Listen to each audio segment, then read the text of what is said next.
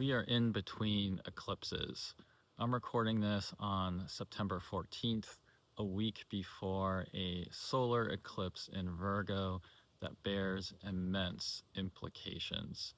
When we're in between eclipses, things get weird, especially when we're within a week of a solar eclipse, when we have recently had a total lunar eclipse like we experienced in Pisces on September 7th.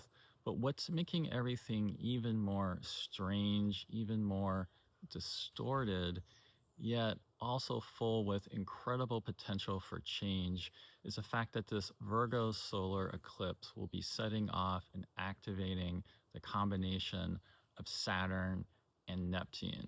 Saturn and Neptune are in process of ending and beginning one of their 36-year cycles.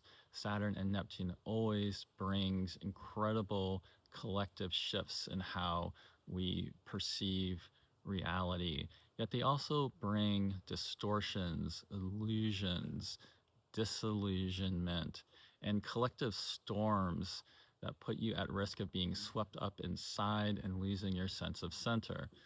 Yet at the same time, Saturn-Neptune brings incredible potential for change, awakening, and setting off in new creative directions. Eclipses typically bring very important endings and beginnings and storylines as well.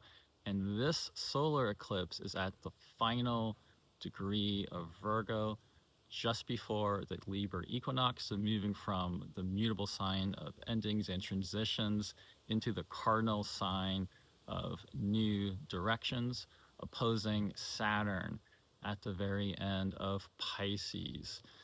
This can bring a sense of big eras of our life and big past directions, past patterns, all coming up with the potential to lay old storylines to rest and embrace the new directions that are emerging. And what I'd especially recommend focusing on is the fact that this is a south node solar eclipse with Saturn in Pisces in the vicinity of the north node in Pisces, which to me really puts a premium on long-term investments, the long-term visions and plans, where you really want to see yourself in the years ahead. What is the daily work and routines and creativity, the daily relationships that you're involved in, the people that you want to invest in because of the mutual support that you have, the alignment you have with them, the patterns and habits that you have on a daily basis, and thinking about analyzing, using that Virgo element to discern what is not in alignment with this long-term growth and direction that you want to see yourself living the rest of this decade, and working on shedding, releasing, emptying whatever is distracting you, whatever is not in alignment with this. As we head into this eclipse, there's going to be two important planetary shifts.